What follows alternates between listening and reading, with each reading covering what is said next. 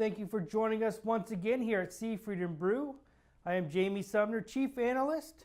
And for this week's webcast, we wanted to look at the housing market right now. Last week we had existing home sales come out as well as new home sales.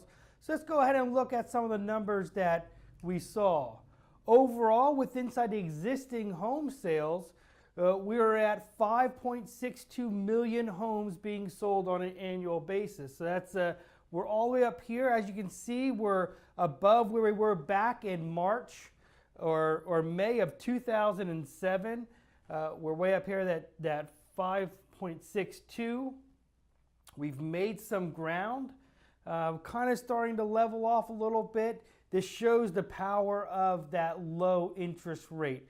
As we see interest rates go up, typically what will happen is we'll start to see this lag coming in and start to fall down. But when we dig deeper into some of the numbers, we can see the distribution overall. Sales are up for existing home sales by 1.1% for the nation. But when we look at the different regions inside the United States, we get to see a little different picture. The Northeast, we saw their existing home sales increase by 6.8%. The Midwest here, however, we saw a decline in the overall home sales, existing home sales, by negative 5.9%. And then in the West, they were up 3.4%. In the South, where the majority of the home sales occur, up 2.2%.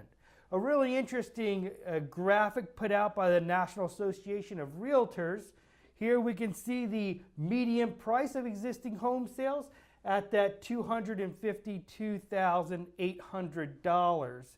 And we can see how the split is between single family and condos, single family making up 4.98 million compared to the condos and co-ops at 640,000 homes. But overall, very tight market.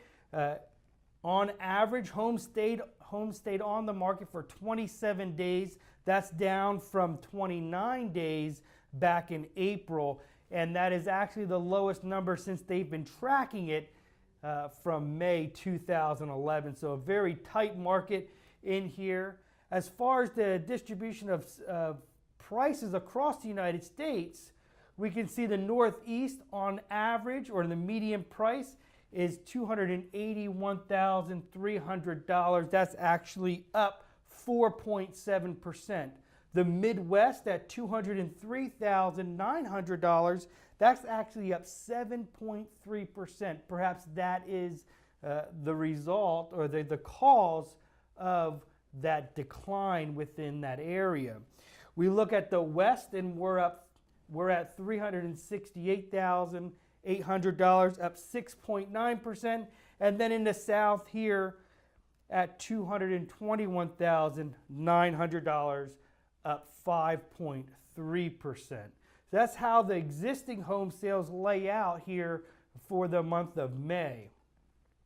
Looking into new homes, we got to go through this process when we're looking at the new home sales, starting with the building permits. Obviously, when we work through building a house, you have to start with the permit, then begin building and then selling it. So the building permits, you can see where we were back in 2007, up over almost 1.5 million.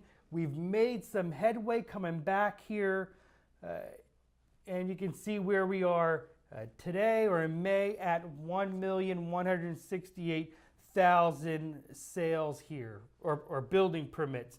So we've come a long way. We just have not reached where we were back in 2007.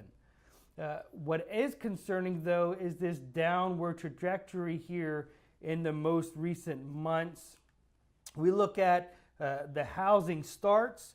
So we move from the permits to the housing starts. Similar trend as we work back, and again we start to see this dip coming in here with the housing starts. It's important to look at the building permits and housing starts, because this is almost a projection for construction workers as well as material orders in here. And with the housing starts coming down, that could be a reflection of a potential pull-off slightly within inside of those materials and the employment there. When we're looking at the overall new home sales, we can see we have this steady uptick here. Came down the prior couple of months, but then we picked back up this month. In fact, we're at that 610,000 homes, new homes being sold. The market has an inventory of about 5.3 months. And that's actually an improvement from where we were. So that's a pretty good number here. Pretty interesting how the number of homes continue to come onto the market.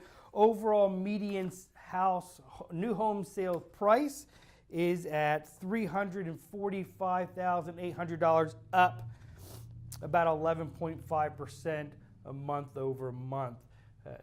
So that's where we have that new home sales. That's where we have for today. We look forward to talking to you next week when we look at different economic numbers and financial statistics. Have a great week, everyone.